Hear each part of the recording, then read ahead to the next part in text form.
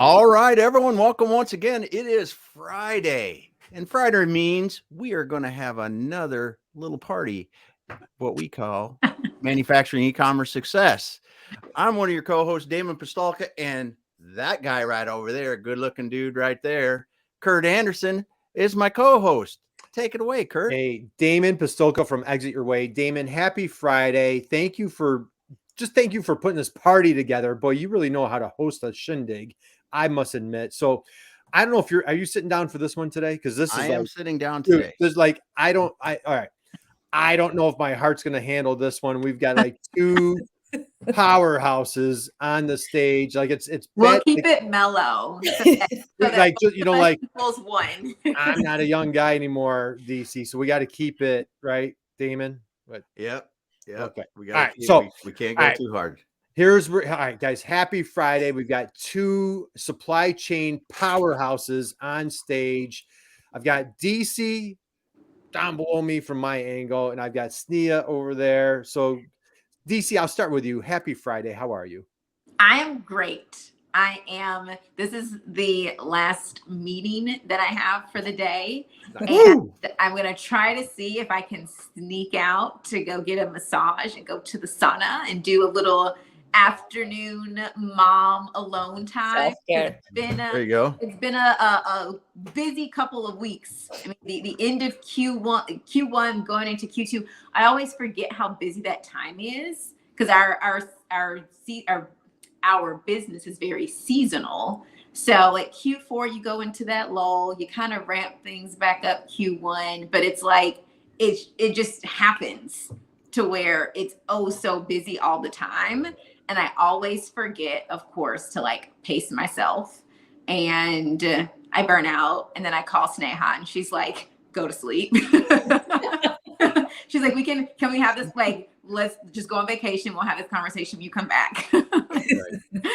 No, I love that, DC. And what a great talking point is like taking care of yourself. Like, without Damon, you say it all the time, man. If you don't take care of yourself, you really virtually have nothing else left, right? I mean, being Captain Obvious with that. But DC, good for you. Congratulations. DC is the founder 2020 of New Gen Architects. And DC, I think it was your COVID baby, right? Is New Gen your COVID baby? Yes. 2020, yes. Right? Yes. It was very much. I don't want to keep interviewing at companies where I don't really want to work. So I'm going to just do this on myself temporarily. I love it. I don't actually want to work here, but I need a job, so I'm gonna.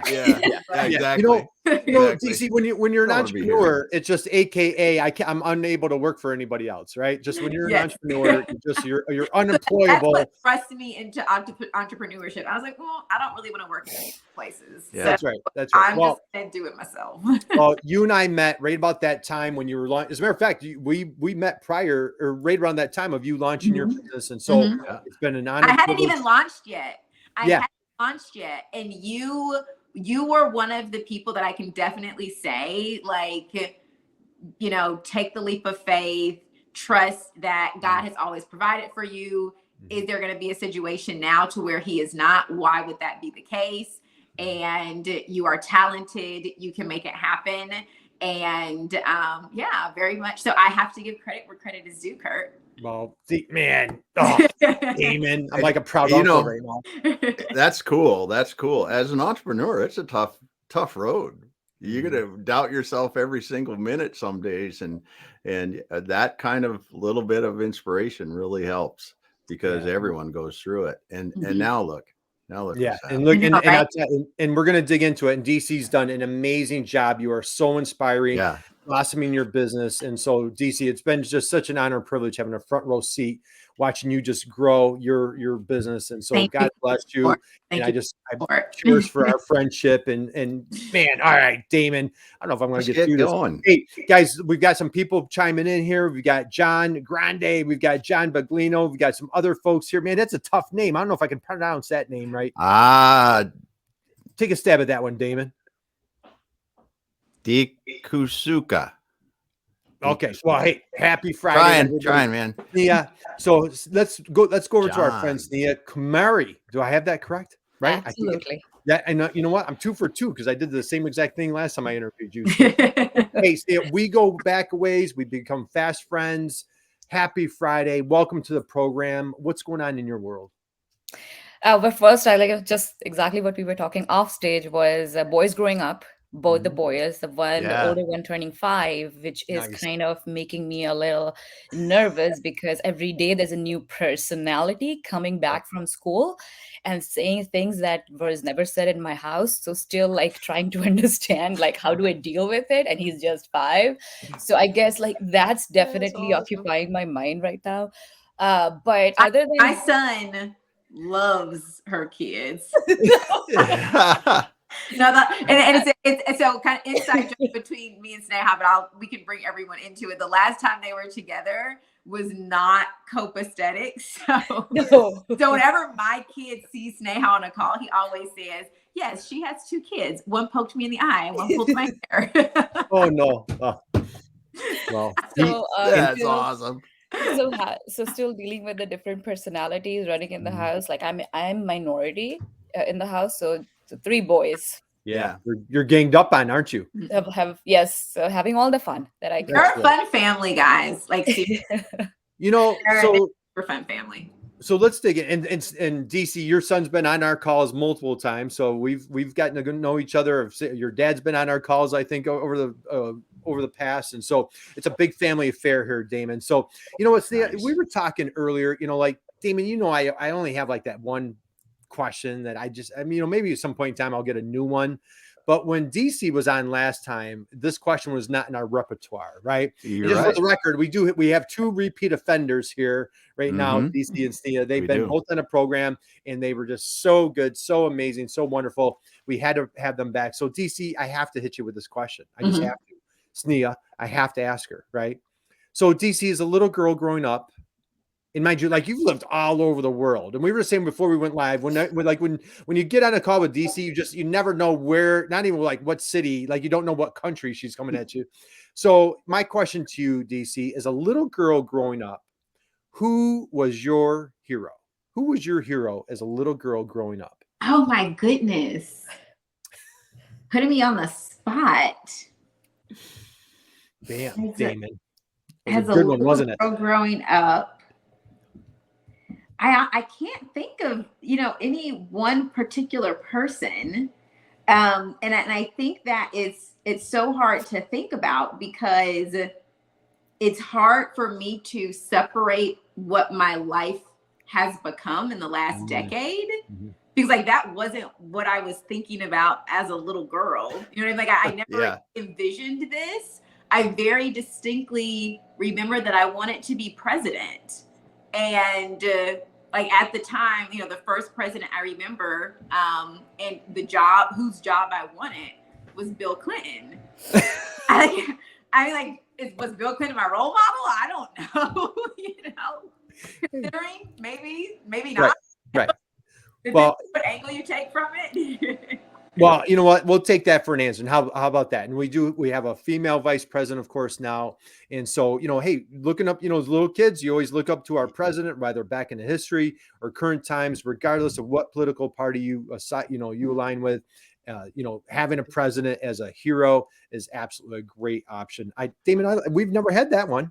No. And I was going to say with current situations, the last couple presidents, you've got decades to work on that. That's right. You got decades of work on. So now, like if I really think, you know, when I was in 3rd grade, I really loved my 3rd grade teacher, and then the same 5th grade. Boom. I really loved my 5th grade teacher. In 7th grade, I really loved my 7th grade teacher. I mean, for a long time, I wanted to be an educator. So when I was going through my first degree, I was going to do foreign language education. And I started on that path. So probably as a little girl, my teachers were who I really looked up to. And like, that's what I wanted to do. I wanted to teach. Yeah. Nice. Perfect. All right, man, you're singing our song right there. So Sneha, let's come over to you now. You know, you're frequent visitor at our show. So like, you know, that question, I did not ask that question to you last time. So Damon, you know, why would we are going to go there. We are going to go there. So Sneha, as a little girl growing up, who was your hero? I think I've answered this before too, but I have to say it was my mom. Your Always, mom? my mom. She still is. Like, I come from a pretty small town in India, and then when I was growing up, I didn't know that I could live in Europe and China and US at some point and be doing things that I'm doing today. That wasn't something in my head. Of course, I had dreams of becoming a pilot at some point, or maybe getting into some other crazy stream that I'm not going to talk about here. But I ended up like, but I have to say, like, my first visit to a manufacturing facility, but was a steel company, and that happened when I was just out of high school, and that I think was just so fascinating. To watch live in person of how a molten steel converts to really like bars of steel was something that has struck me, stuck with me Yeah. throughout. And here I am doing manufacturing, doing supply chain, all things that I love, and also venturing now in a different industry. But throughout this, like, yes, growing up, seeing my mom, like, she's the biggest motivator, keeping me, grounded, and also like making sure that I'm not like giving up. Of course, you have your moments, you have your failures, but then the friends, the community I've built here, that I've made here, the mentors I've gotten throughout my life, I learned from everyone, and have learned, like, taking the good from everyone and tried to see if I could use them in my life. But yep. Oh, well, that's a wonderful answer. So, DC, let's slide over to you. We're talking manufacturing. And guys, everybody out there, drop a note in the chat box. You definitely want to connect with DC. You want to connect with Sneha here on LinkedIn or whatever social media platform. Go to New Gen Architects. DC has a fantastic website. DC, you have a wonderful video. Love your video. So check out her website. And again, if you're looking for supply chain expertise, boy, stick around and we're going to take a deep dive. But DC, talented, you're just so charismatic, just such a wonderful person. You could have brought your talents to any different industry. Why manufacturing? What attracted DC to manufacturing? I really love the idea of have you ever, I'm sure you've heard of the show How It's Made. Like, you get to do that in person though, and actually see, like, it makes the world go round. Manufacturing is the actual creation of something out of nothing. You have your raw materials, you put it all together, and then there's a thing at the end. And that, like, the industry is just very fascinating to me. And I mean, the niche that Sneha and I have been naturally, just kind of organically fallen into, it's even more interesting because it's an industry like on the cusp of I know there's always like, is it a revolution or is it a transformation? Like, whatever it is, it's all of that right now. And it's applying that manufacturing to, construction and industrialized construction. And, it's like where we live and, where we not just live and like where we sleep, but also with commercial buildings and industrial buildings, like where we work. And it's so important to just keeping the world going that it's an industry to where you feel the purpose, and not to say that all, industries don't have that, but I feel like it's very pronounced in manufacturing and especially in industrialized construction, because it has so much effect on our daily lives and what impacts us and the human experience. Well, I love that. So, all right. So we're taking a deep dive into supply chain. Sneha, can you please confirm or maybe dispel? Damon and I heard this rumor that there's been supply chain challenges for the past 2 or 3 years. Is this true, Sneha? Yes. Just for the past 2-3 years, I guess we have always had supply chain challenges. It's exactly not pronounced in the past 2-3 years. Our government is using that word, and there are lesser and lesser people asking us, what is supply chain? What the heck is supply chain? What's that? Sneha's like, there's always been challenges. There's always been challenges. So you know what? That's a great point, guys. So let's dig in. I mean, they've always been there, but was it just escalated, or like now? I don't know if we're getting on the other side of it, and like hopefully it wasn't too soon to kind of crack that little joke, right? But as we're getting into supply chain, like let's go there for a second. Then I want to dig into like your current process, but talk about the pre-COVID supply chain challenges. and then where we're at today. Sneha, do you want to take that first? Yes, absolutely. So I have to put this out there. If we have supply chainers watching this, they would 100%, 1000% agree with me. Supply chain is the backbone of any industry in general today. Like, period, like without any questions asked.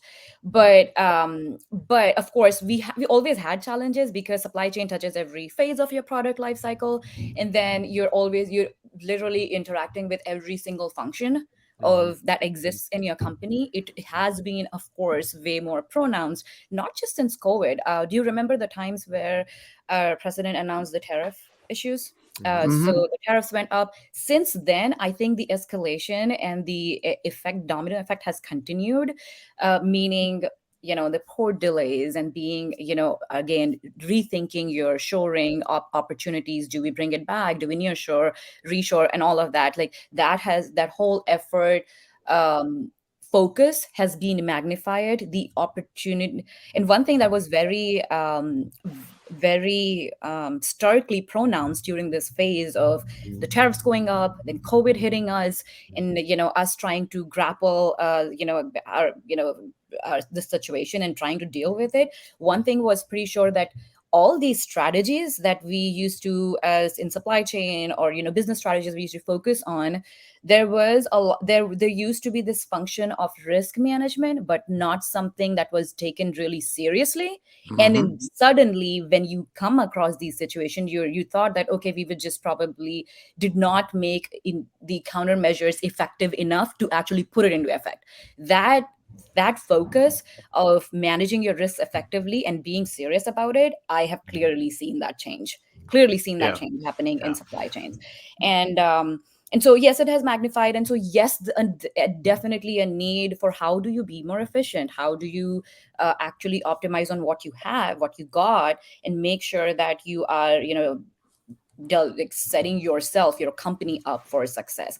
DC always talks about it a lot on her shows too, that this is not a back office function, it's your profit center, right? Treat this as your profit center. And it's funny, like DC and I have been like going to conferences lately, our pivot to this industry of modular construction, I'll get more into that also, where the role of supply chain is even more pronounced and even more important. We realize that that's an industry that still needs to be learning more about supply chain, the importance of supply chain, and why it needs to be optimized, and what are the opportunities out there, some great opportunities out there to change your processes and be thinking leaner.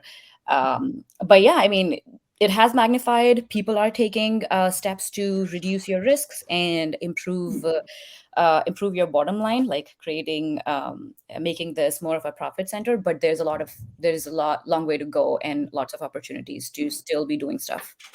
I'm not crazy about the narrative of like going back to normal when it comes to supply chain, because yes, during the pandemic, everything was crazy. It wasn't just supply chain, it was everything, our lives. And I feel like that created this foundation to say, oh, well, this is what normal should be, or this is what we would expect normal to look like as it relates to disruptions. So like now, every time there's a disruption, it's in the headlines. But like in supply chain, we've been dealing with supplier shortages and disaster, natural disasters and strikes, and like that's just been a way of life. So now, even with, I was reading something, I was like, oh, we're going into a freight, recession or whatever. And I was like, are we just kind of going back to pre-pandemic level? So like, is it really a recession, or, what I mean? So it's just the narrative around it, I think, has been a little skewed. And for people who are not in the industry, it just seems different than what it actually is.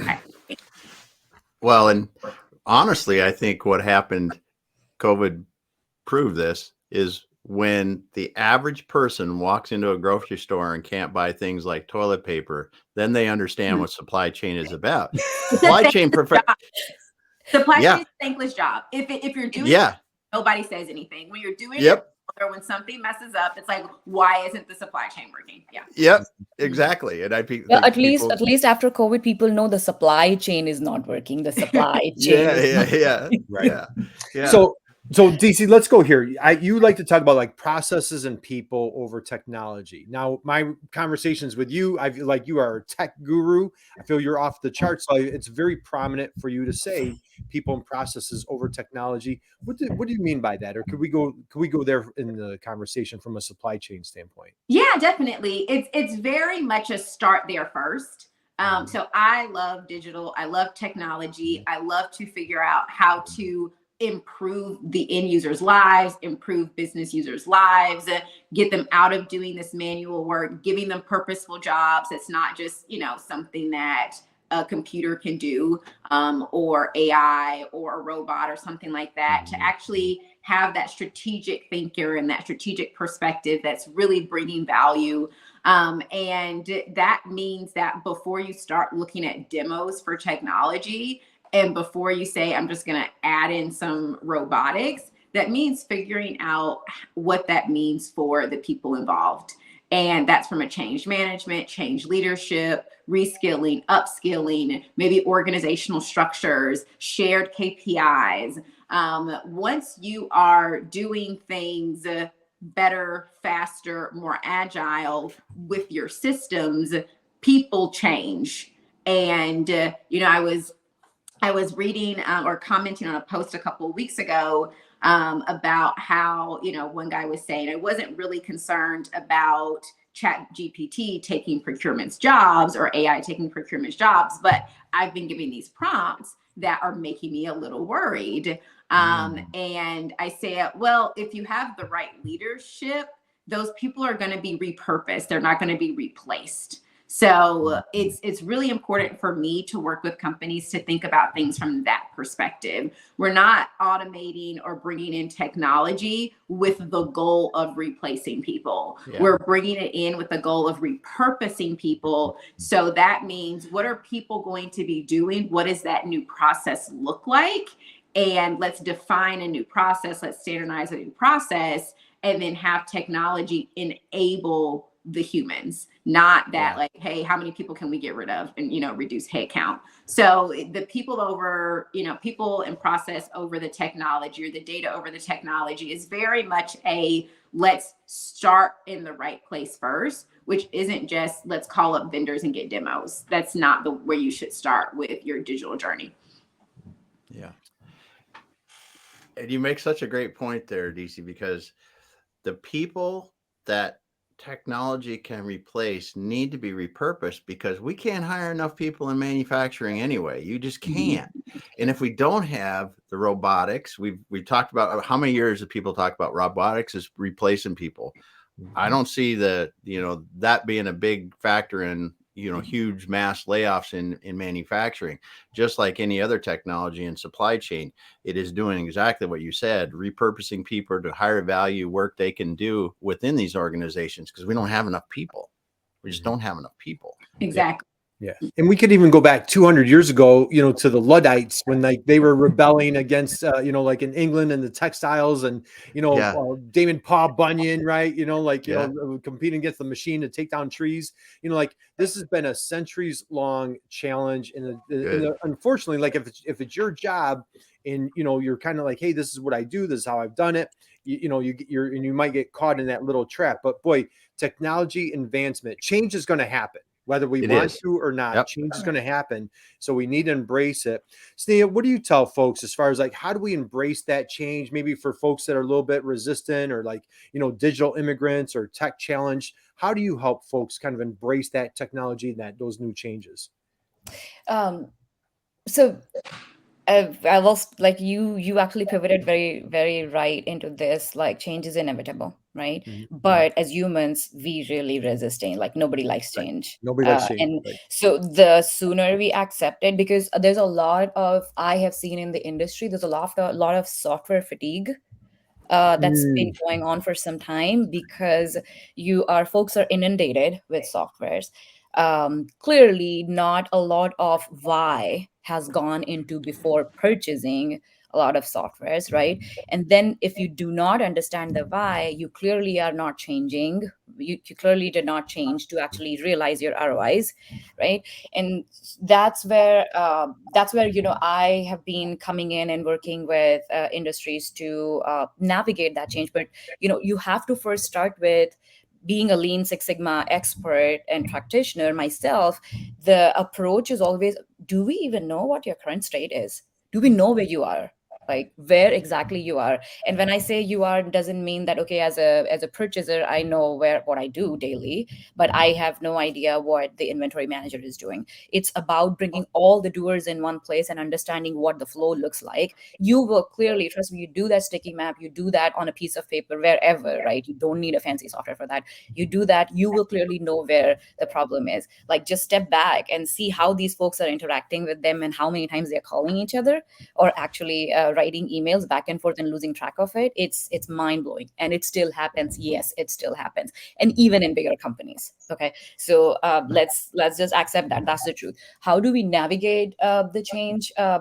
So start with understanding that. Understand where your waste is. Bring in someone who gets it. Like if it doesn't, you do not have to reinvent the wheel every time, or do not need to take 100 different courses to get an expert and then make a change. If you got help, seek it, get it, and bring the experts in and understand what could be the immediate. Like there's always, like especially like with Lean, there's so many immediate tools that's at your fingertips, that there are so many low hanging fruits you could go after immediately and realize some efficiencies in every function that you have within your operations or your overall value stream, I would say. Once you have that, then comes in, okay, these are the places where we could do better. Like there's if you are running your shop floor, right? There's a lot of tribal knowledge that goes into running your day to day, right? How do you manage your schedules? Can we intelligently manage it? Of course, right? You have tons of data. You're running a million, billion, whatever dollar business. There's tons of data at your hands. Why don't you utilize it and see if you could do something better, right? And use that, and then think about if there is a good tool that could be used at a budget that you can really support and understand your ROI, right? And then go about it. And then I say tool, that tool doesn't have to be $100,000 tool. Do not need to go implement SAP for every single business. So let's just accept that there are many more tools out there that could be more catered to what you need for that particular function, and then go with it and see if it realizes. But then when you're doing the tool, again, there's a change. If your people who are going to use the tool do not adopt it, you really did not see adoption, so you did not really see your ROI. That's when think about it like I call it a go-to-market strategy just for your internal users, right? Understand your user personas, what's in it for them, and why should they use it. If I tell a purchaser, hey, you know what? If you use this, you would actually go home early, right? You don't need to spend 10 hours today to finish that order. They will buy it. The marketing, communicating of what's in it for me. Yeah, what's in it for me. That's how I think about it. Like it's not a one size fits all. Okay, just go ahead, go use it. No, understand why it's important for a purchaser, for an inventory manager, I keep talking about supply chain, but for a marketing folk, and then don't we talk about manufacturing supply chain? No, I Sneha makes a lot of really good points, and very specifically for getting over the change and combating that. Because the user adoption piece is so important. Even if it's not technology related. Let's just say we're talking continuous improvement and we're changing some processes and we're not throwing technology into it. If people don't understand what's in it for me, why this is changing, why I should care, they're just going to revert back to old behaviors, because it even just becomes, like muscle memory. That you go in, that's what you do. So why go through the extra? You need to explain to me why I should be going through the extra work of changing all of that and reworking all of those neural paths. And then the education piece of it. I mean, people are afraid of the unknown. So if they're seeing, this tool can now do this thing, if you haven't explained on top of what's in it for me, now what am I going to be doing different, and like giving me the security to understand that I still have a job and like I'm still going to be doing something. You're not going to fire me. Then I am now engaged in figuring out how to make this work, because I understand why it matters to me. I get to go home. I don't have to sit on the phone with the supplier for 30 minutes trying to figure out where the POs are.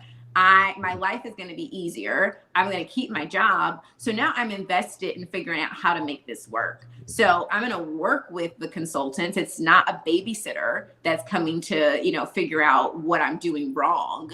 And, it's not what do you call them? The people who like the head cutters, where they like their job is to come in and just get rid of everybody and like reduce, the workforce. Yeah. That's not the case. And very specifically because the work that we do is with small and medium manufacturers. We've come up with this new assessment.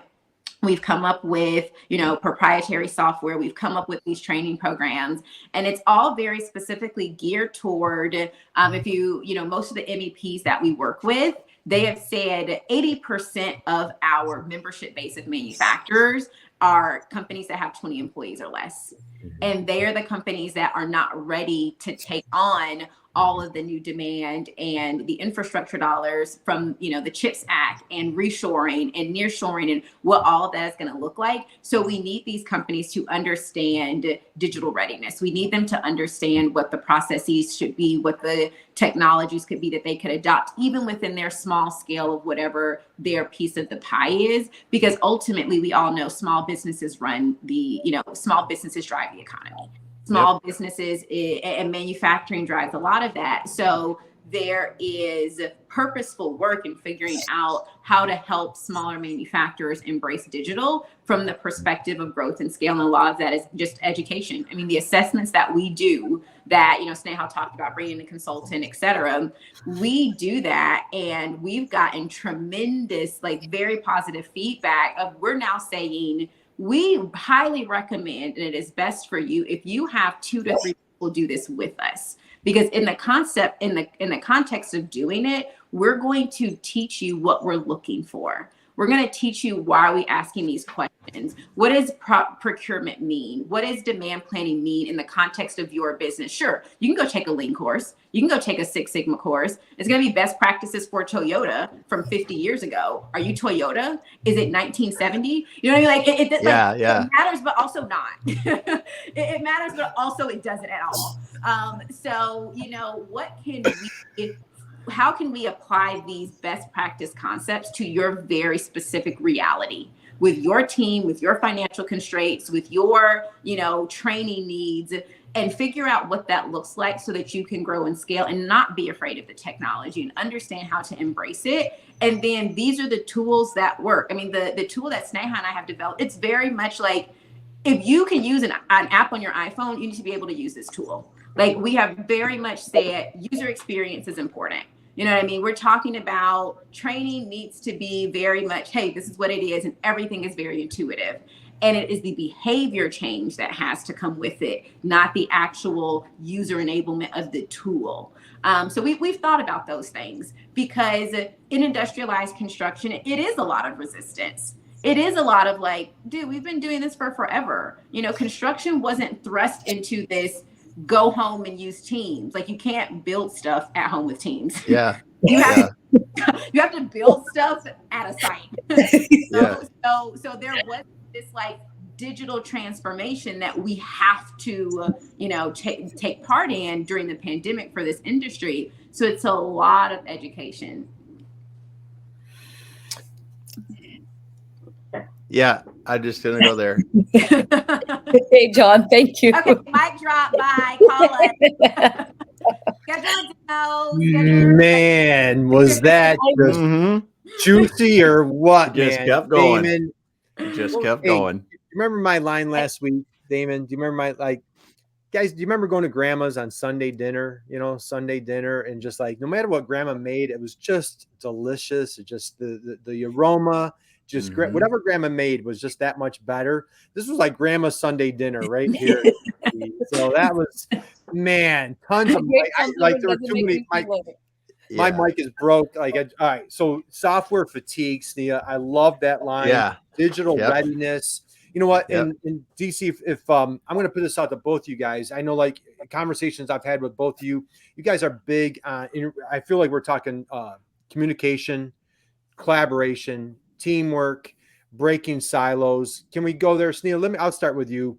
How important is it for, and again, even our smaller manufacturers, not the big corporations, the smaller manufacturers, talk about why is it so important to break these silos down to get into the end zone for these opportunities? Yep. So I'll start with, just wanted to like continue that conversation that DC was saying, like for especially small, medium businesses, you'll see like a lot of, nothing against Excel. I love Excel. You could do a lot with Excel, but a lot of things are being, done in Excel or actually in your head also, right? We are in 2023, right? And a lot of softwares that we have out there today, all the good ones, the big ones that's named out there, right? A lot do not really cater to this industry specifically, right? And what both of us realized is we don't need to have obsolete software experiences just because we are a small business. Right? We don't need, and also we don't need to be investing hundreds of thousands of dollars just to get a feel that, okay, yeah, maybe, someone else is doing it efficient. Maybe I'll be efficient. Yeah. So let's go ahead and do that. While that's clearly not a great investment of the money that we hold and the revenue that we are generating. So the goal was to make sure we are able to access, we allow the SMBs to be able to access a good, easy to use, simple experience, right? Also, and as I said, like manual methods definitely don't want to do. And now we are talking about the business is fast paced. We want to grow our business and increase our sales, but then also cannot do if everyone is doing their own thing. Yes. And working in different directions. So you get to move faster. Yes. And so, so while you want to grow sales, and I think that's also a bigger focus for SMBs, making sure that, while you're doing it, how are you actually profitably scaling, right? Making sure that your profit margins are actually also scaling when you're taking more businesses. You cannot do that if you're not efficient. Let's be clear. Your profit margin is a factor of your sales and costs. So when you look at costs, think about it, and as you're growing and you're stepping that stone in that ladder, make sure that you're taking a look at it, bringing in people, using the right tools, and then making it efficient. So when you grow, you increase your revenue, but you also increase your profits.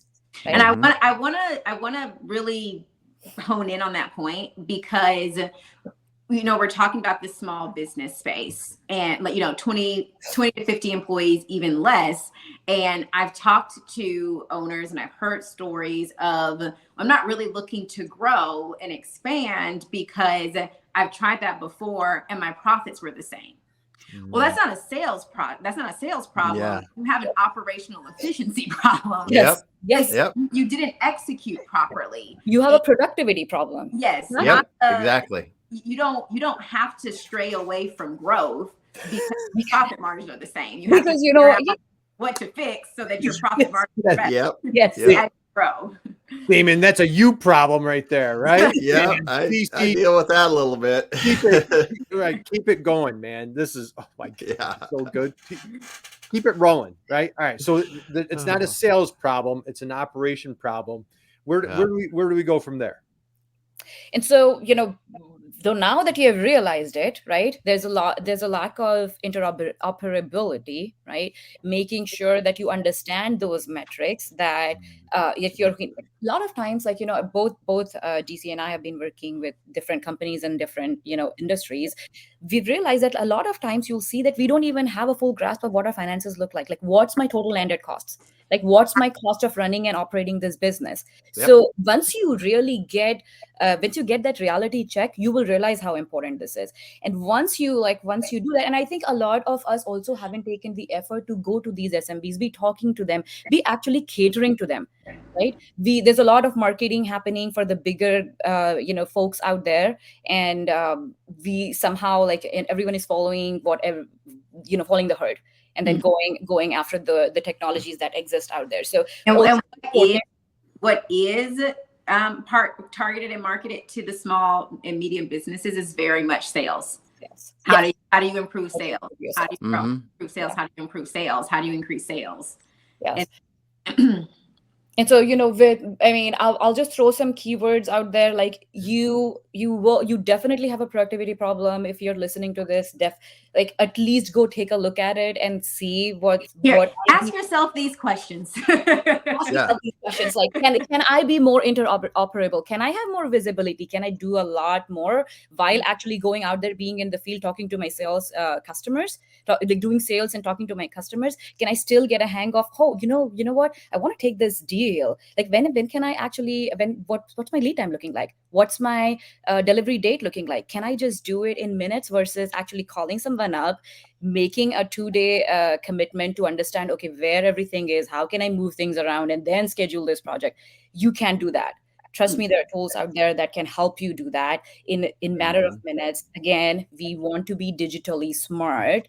We want to be modernizing the way we do operations. Dyci, I'm taking that from you. Modernization. Yeah, digital modernization versus transformation. Yeah.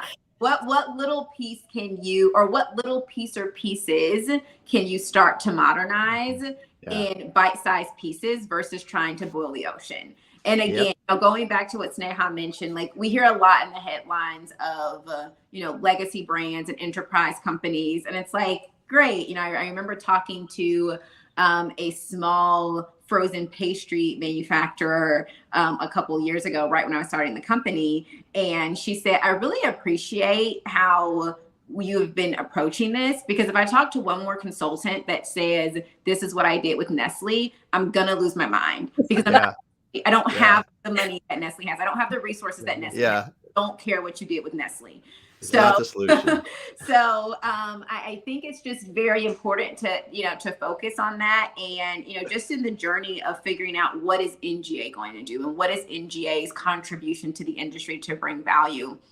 I mean, working with Sneha and coming up with our software, we've figured out, like, very, very easily, you don't have to have an ERP. You don't have to have all these other fancy systems, but let's take the scheduling piece out of it. Let's make that intelligent, because it's very easy to overcome that resistance. It's also very easy. Like, do I need this? I don't know. Is your plant manager walking in every day and, like, in his head looking and seeing, or her head, who came to work today? What projects do we have?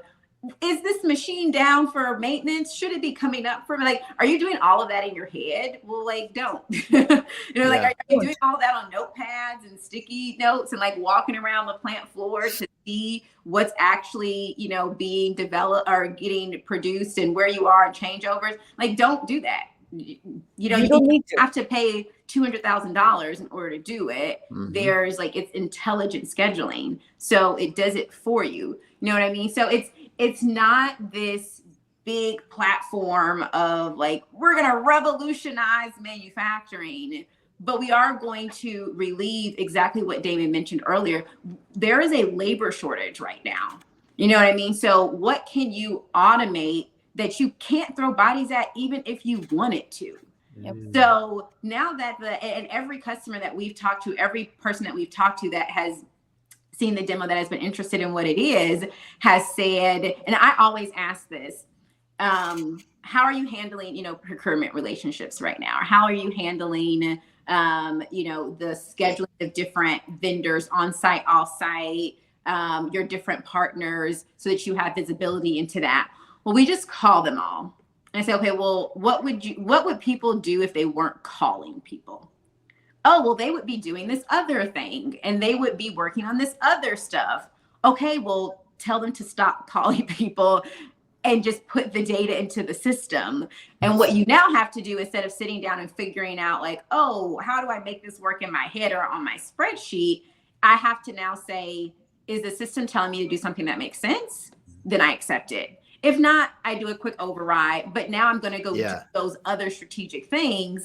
And our jobs are enabled by technology on the shop floor, on the construction site. So it's taking those bite-sized pieces and improving things that way with quick wins, low hanging fruit.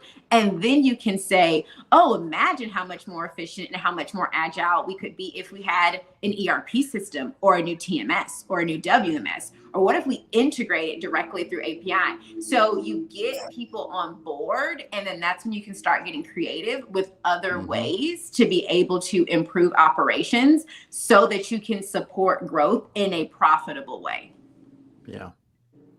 I don't even know how much time we have here. Like, when is this over? Can we keep going? We only have 3 hours, so okay. Yeah, only 3 hours. But that's fine. I can keep going. I'm sure we can go for 3 hours. What you're saying is really relevant, though, for a lot of these smaller manufacturers. They've been beaten to death by salespeople. They're selling ERP systems that they just look at and go, I don't have the people to implement this. It's a lot of money. I don't really know what I'm going to get from it. They've got something that's taking care of their finances already, right? That's because if they're in business, they've figured that piece out. But they can pay people, they can get paid.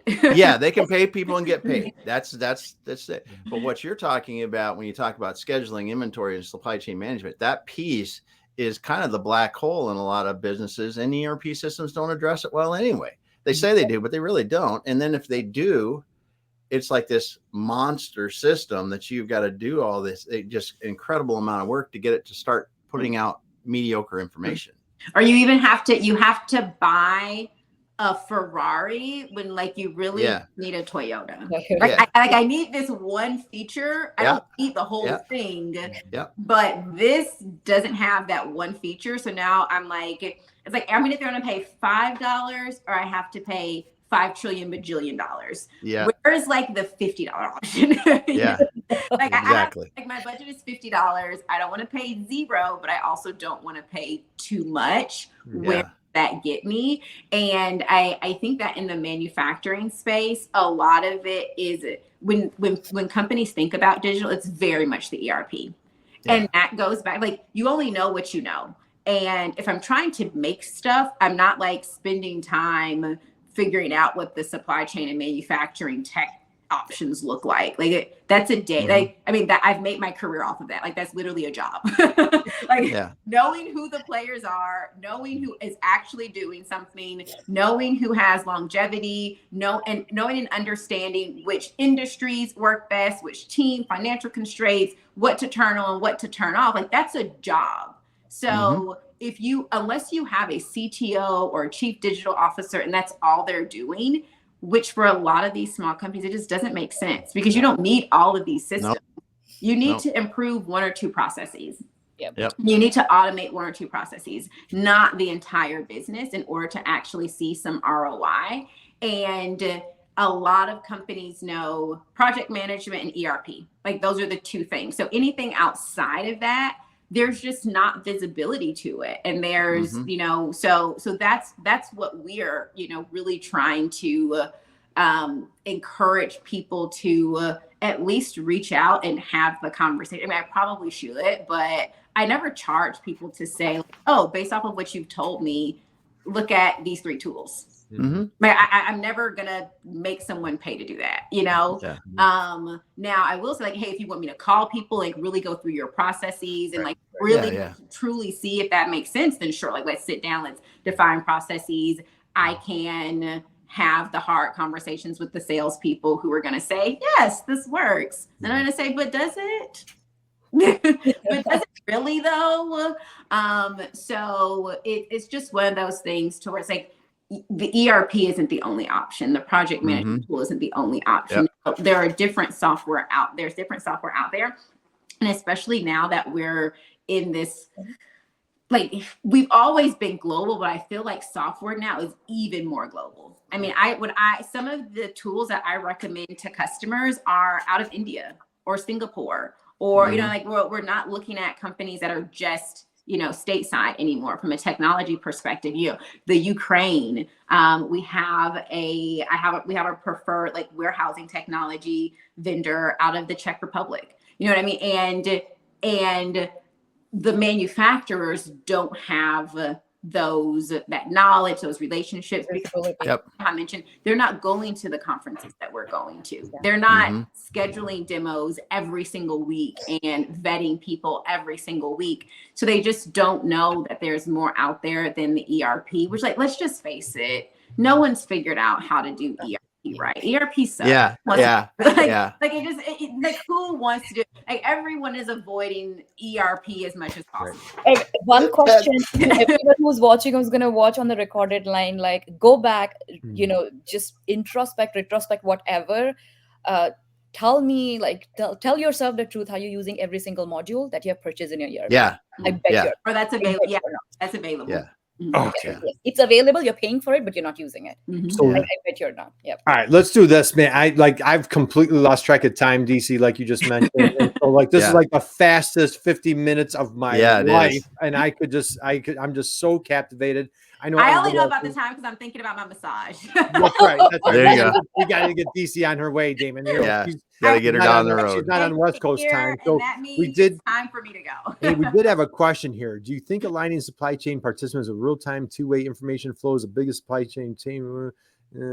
If no, what do you think the biggest is? Anybody want to take a stab at that question there? Aligning supply chain with real-time two-way information flow. I don't think real-time is the biggest pain point. I think that real-time is a nice thing to say, but most businesses don't move that fast. So you don't need real-time. You do need updated, accurate information. And I don't even know that two-way is what's needed, because it's like 15-way, isn't it? Good point. But let me, I don't know, Sneha, if you have something off the top of your head, what's the biggest supply chain pain point? Yeah, first of all, thank you for the question. But yes, I mean, real time is a great visibility to have today, specifically when you're on the road, right? Doing stuff, interacting with people like outside your company all the time. Great visibility to have. Is that the biggest pain point? I don't think so. I think the biggest pain point today is actually challenging the status quo, knowing that you have a pain point. A lot of times we are especially supply chain, we are so truly engrossed in the depth and firefighting every day. We stop thinking that there are better ways to do this. I think that's where DC and I have been really amused, I would say, and amazed in when we talk to people and industries like, you could do this better. You could be thinking more strategic. You could be thinking about a lot of great stuff versus actually coming to the job and firefighting. And that doesn't even excite you. You hate your job for doing that. I think that's the biggest pain point, I would say, in supply chain operations today, that knowing that you have a pain, realizing that and doing something about it. Okay. Sunday dinner right there, Damon. Yes, it Sunday is. dinner at Grandma's. The dessert just rolled in the room. That's just coming out of the oven, man. So, hey, Nicole's here today, guys. Thank you for dropping the comments here. And DC, Sneha, there are folks that are asking to connect. And so, guys, absolutely, please do yourself a favor. You will thank Damon and I afterwards. Connect with these two. As you can tell, they are absolute powerhouses. We are running out of time. So if we guys can do this quickly, we could go easily another hour. Yeah. Damon, we did a fun, exciting jam session back around Labor Day. It was back in September. DC, Sneha, if you guys recall, at IMEC, the Illinois MEP. And it was about diversity. Man, did we have a good time or what? Was that fun? Yes. So just if you keep it, relatively reasonably within time, we want to be mindful of everybody's time here. Sneha, I'll start with you. Why should, if you're speaking to young folks in particular, folks, women, and we had Nancy on here last week, and I asked her this question, like, why should young girls, I have a teenage daughter, why should young women go into manufacturing? She's like, everybody should be going into manufacturing. I don't care who it is, but we're talking about diversity and women in manufacturing. Sneha, why should all the cool kids be thinking about a career in manufacturing? Because it's cool. Like, it's not it's as simple as that. Because I am a minority women of color, right? An immigrant here, and I am in manufacturing. And trust me, I still face those. Do you work in IT because you're from India? Sorry, but that's the truth. But no, I don't. I've worked in manufacturing. I'm working for construction. You built a software. Oh, I didn't do that. I didn't do that. I have a team that does it. We have a CTO. Hey, to be fair, we have a CTO. We have a CTO. Okay, Hazard, I didn't do that, but I'm in a manufacturing. Trust me, the feeling of what DC was pointing out of actually building something, seeing something happen, right? That feeling is phenomenal, right? Adding that value to your customers is phenomenal, and you touch every single phase of a product life cycle. It is cool, no matter what everyone tries to tell you. Come in, try it, and it's growing. It's growing, and the recognition is there. Women are actually seeing more opportunities, and there is more appetite to allow women to grow. Still biases, I'm not saying but biases are everywhere. Manufacturing is not the only industry that has biases. I've worked in very different industries. Trust me, there could be bigger biases in others. So come in, we are valued, we are getting valued, we need to rock this space. And just allow space for other young women coming, make space for them, and let them be leaders.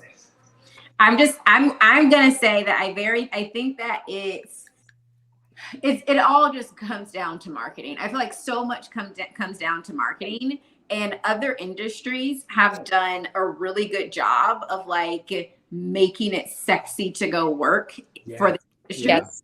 And then also, I mean, let's just call it what it is. Manufacturing, construction, skilled trades for a long time. I grew up in the world of go to college, go to college, go to college, go to college.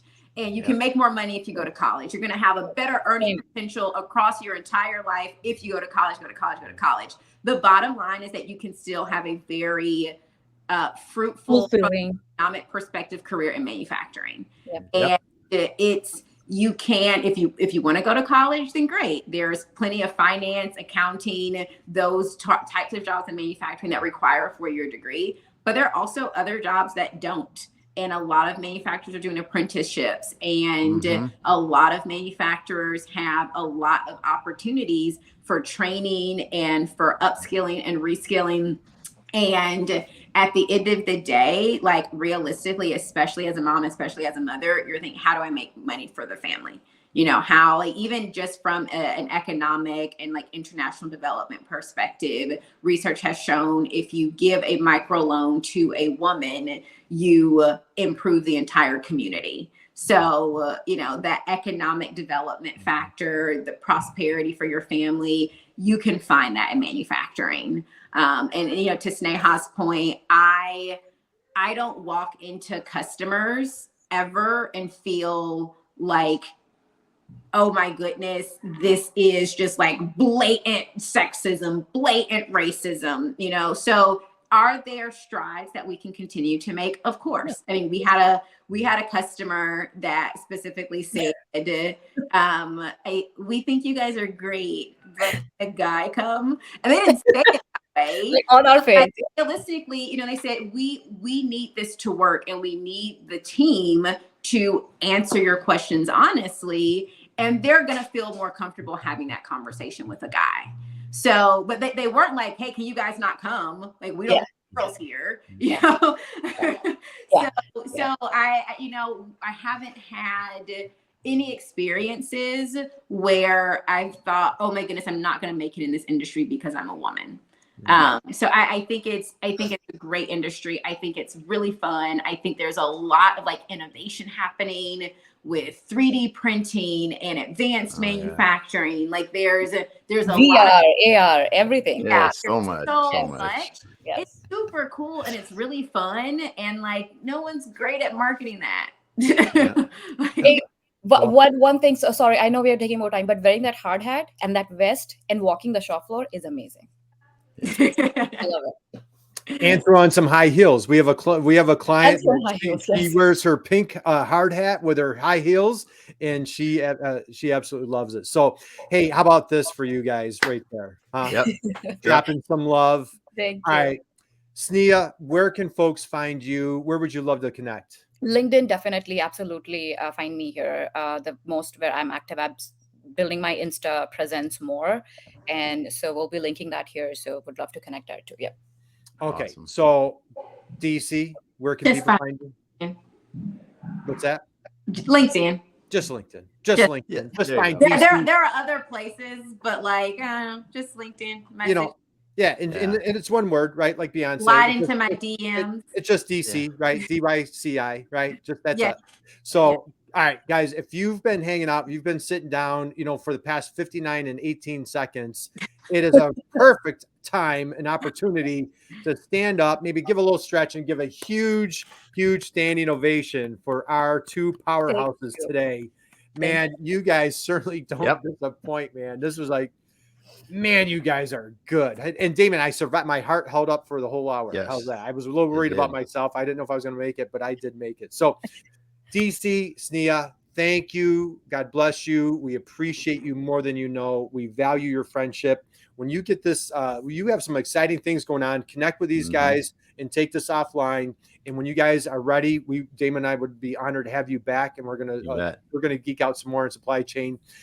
Guys, have a great, amazing, incredible weekend. We appreciate everybody out there. Damon, take us away, brother. Well, thanks so much to DC and Sneha for being here today. It was awesome. Like I said, the hour flew by without even knowing it. And just thanks for being here. Thanks everyone for putting the comments out there, and listeners, go back and listen to the replay. There's a lot of good value. There's a lot of valuable nuggets in here. You will not regret your time spent on that.